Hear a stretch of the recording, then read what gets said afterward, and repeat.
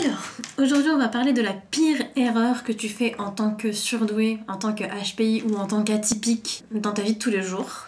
On va parler du rejet et de comment est-ce que on peut ne plus être rejeté. Et je vais te parler de la meilleure technique pour passer au-delà de tout ce que les gens pensent de toi et de tous les jugements qu'on émet sur toi et ta personnalité. Salut toi! Si c'est la première vidéo que tu regardes de moi, bienvenue, je m'appelle Tevi Cohn, je suis coach en développement personnel et j'aide les personnes atypiques à mieux se connaître et changer de vie en 3 mois seulement. Ce que j'aimerais dire tout d'abord, et c'est ce que je dis généralement au début de ces vidéos, c'est qu'il n'y a pas beaucoup de gens qui le savent. Ce que je dis dans les vidéos, ça représente seulement 2% de ce qu'il y a dans toutes mes newsletters. Donc si tu as envie d'avoir des tips sur le fait d'être atypique ou au potentiel intellectuel et de les recevoir tous les jours dans ta boîte mail, eh bien inscris-toi à ma newsletter sur mon site internet, le lien est dans la description.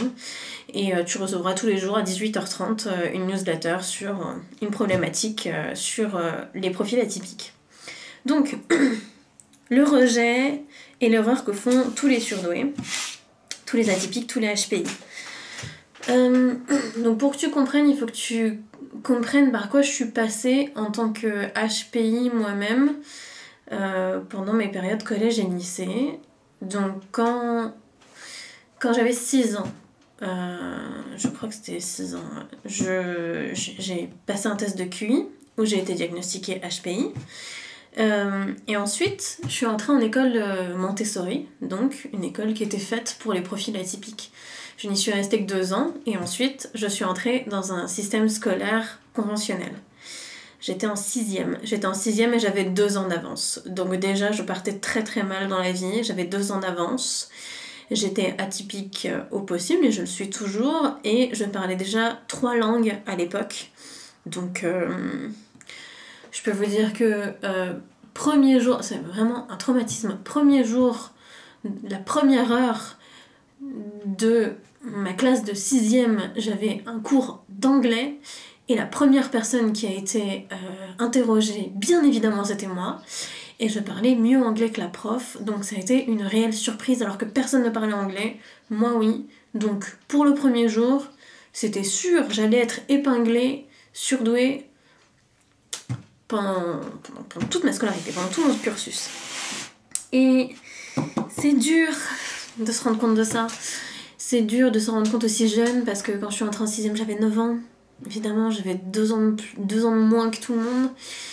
Et j'ai été, même si j'ai redoublé ma 6e parce que ils considéraient que j'étais trop jeune, même si j'avais le niveau et que j'étais une élève tout à fait moyenne en classe, de toute façon, socialement parlant, ça ne pouvait pas coller. Et j'ai adopté, comme tous les surdoués, le réflexe numéro 1 du surdoué qu'on appelle le faux self, c'est-à-dire que j'ai revêtu un masque, que j'ai essayé de revêtir un masque pendant mes premières années de collège, ce qui n'a absolument pas marché, de filles timides, renfermées sur elles-mêmes, qui ne se montraient pas, je me montrais ni intelligente ni rien du tout. Et mais comme ce premier jour, cette première heure, ce premier cours, ça a été de toute façon, c'était impossible de passer à côté de moi sans voir que j'étais différente. Même les profs le voyaient. À partir du moment où tu es différent dans ce type d'environnement, c'est sûr que tu vas plaire à certains et déplaire à d'autres. Et tu déplais à beaucoup de gens, évidemment. Donc j'ai subi énormément de harcèlement. Et c'est fou parce que même là, quand j'en parle comme si c'était moi qui avais amené ça à moi, alors que non, personne ne devrait harceler quelqu'un parce qu'il est atypique, ça ne fonctionne pas comme ça. Mais faut aussi dire que j'avais pas les bons outils pour gérer ça. Donc je me suis pas montrée intelligente, je me suis renfermée sur moi-même, je me suis sentie incomprise, je me suis sentie seule, très très seule, pendant 4 années. Et ensuite, j'ai changé d'établissement scolaire et quand je suis arrivée en 3e, je suis tombée sur des gens qui ne me connaissaient pas, donc je pouvais revêtir un faux self qui était crédible. C'est-à-dire que, comme on me disait de moi que j'étais la grosse tête, je faisais semblant d'être moins intelligente que je ne l'étais. Comme on disait de moi que j'étais arrogante, je faisais en sorte de ne plus jamais parler, de ne plus jamais montrer mon intelligence. Comme on disait de moi que j'étais froide, je faisais en sorte de me montrer timide et de ne pas parler à beaucoup de gens. Donc j'ai été recueillie par les extravertis de tous les groupes et j'étais la fille, la jolie fille qui ne parlait pas et qui était un peu bizarre, mais bon, ça va, c'est acceptable. Et ça a été comme ça pendant toute ma scolarité, puis pendant mon âge adulte, où au fur et à mesure que tu adoptes ce faux self qui fait en sorte que tout le monde t'accepte, tu oublies qui tu es. Tu en oublies littéralement qui tu es. Et j'avais beau savoir que j'étais surdouée quand j'étais au collège-lycée, j'ai grandi avec la conviction éternelle que mes parents m'avaient planté dans le cerveau que le haut potentiel c'était quelque chose qui était comme une allergie et les gens qui n'étaient pas aussi intelligents que moi quand j'avais de l'avance finiraient par me rattraper. Et j'avais cette impression incroyable, cette croyance incroyable que des gens allaient me rattraper. Et que du coup, maintenant, j'étais absolument normale. Donc je ne comprenais pas pourquoi je me sentais bizarre dans les conventions sociales, dans les soirées. Je comprenais pas pourquoi il y avait des choses que je trouvais incroyablement simples dans plein de situations différentes, mais que tout le monde trouvait ça incroyablement compliqué. Je ne comprenais pas pourquoi j'arrivais pas à faire des choses aussi simples que de me brosser les dents, que de faire le ménage correctement et régulièrement, d'avoir une hygiène de vie correcte, comme faire du sport régulièrement, tous les jours. Et toutes ces choses-là, je me rendais pas trop compte. Il a fallu qu'un jour, ma vie elle explose complètement, qu'à force de solitude, qu'à force de relations toxiques, qu'à force d'explosion, d'incompréhension, j'allais voir une psy qui m'a soulagée de ce diagnostic qui avait été posé il y a très longtemps. Vous êtes HPI et maintenant il va falloir travailler sur toutes ces incompréhensions que vous avez sur vous-même et il va falloir arrêter de se sentir seul alors que vous pouvez vous sentir entouré et qu'il y a toute une population de HPI que vous ne connaissez pas. Et ce sentiment de solitude-là, il s'est libéré au moment où j'ai laissé tomber mon faux self. Au moment où j'ai commencé à me montrer telle que je l'étais. Donc je me suis montrée comme une surdouée. Quand on me demandait pourquoi est-ce que tu apprends aussi vite, comment ça se fait que tu connaisses autant de choses, etc., je répondais, c'est parce que quand j'avais 6 ans, j'ai passé un test de QI et que je suis surdouée. Je te dis pas que c'est facile. Je te dirai jamais que c'est facile. Ça n'est pas facile de dire ça. Parce qu'à partir du moment où tu dis ça, tu as déjà cette réponse que tu as déjà entendue 1 milliard de fois, qui est ça va, te la pète pas quoi. Je me la pète pas, je suis juste en train de répondre à la question que tu m'as posée en plus.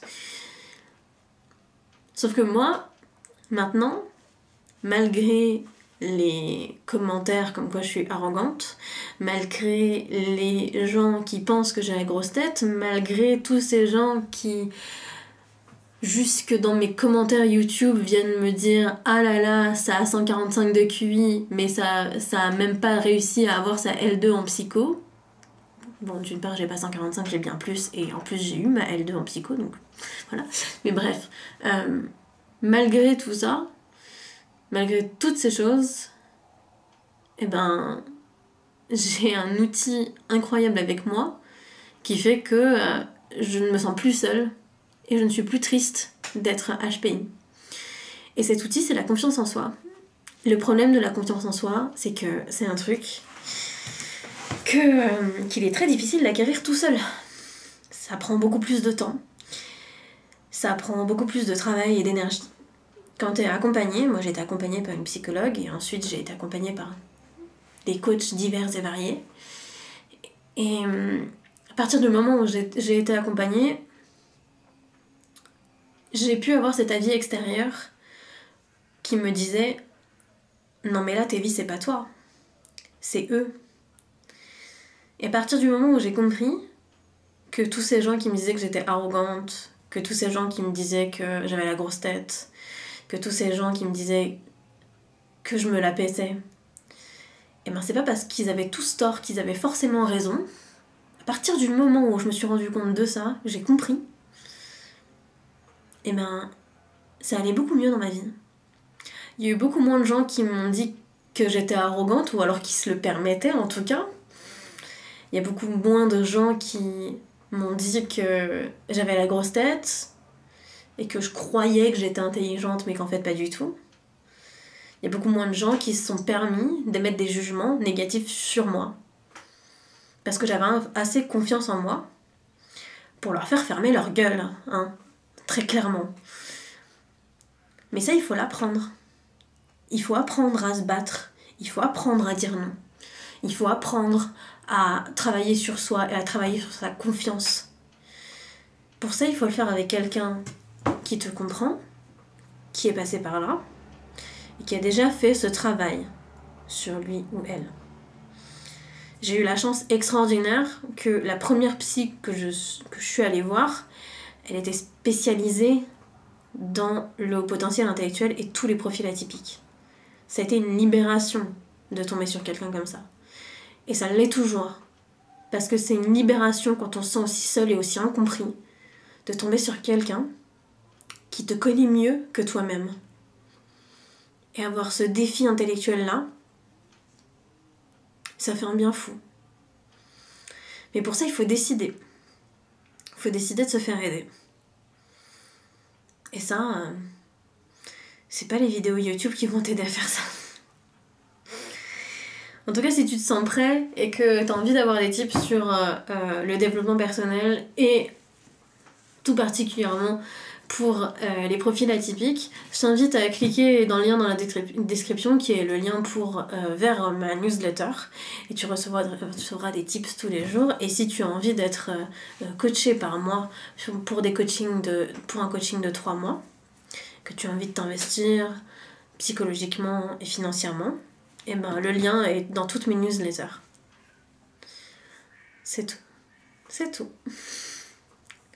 Si cette vidéo t'a plu, n'hésite pas à laisser un pouce bleu, à laisser un pouce vers le haut, partager cette vidéo pour qu'elle soit mieux référencée sur les réseaux sociaux et laisser un petit commentaire pour me dire ce que t'en as pensé. Voilà. Allez, bisous!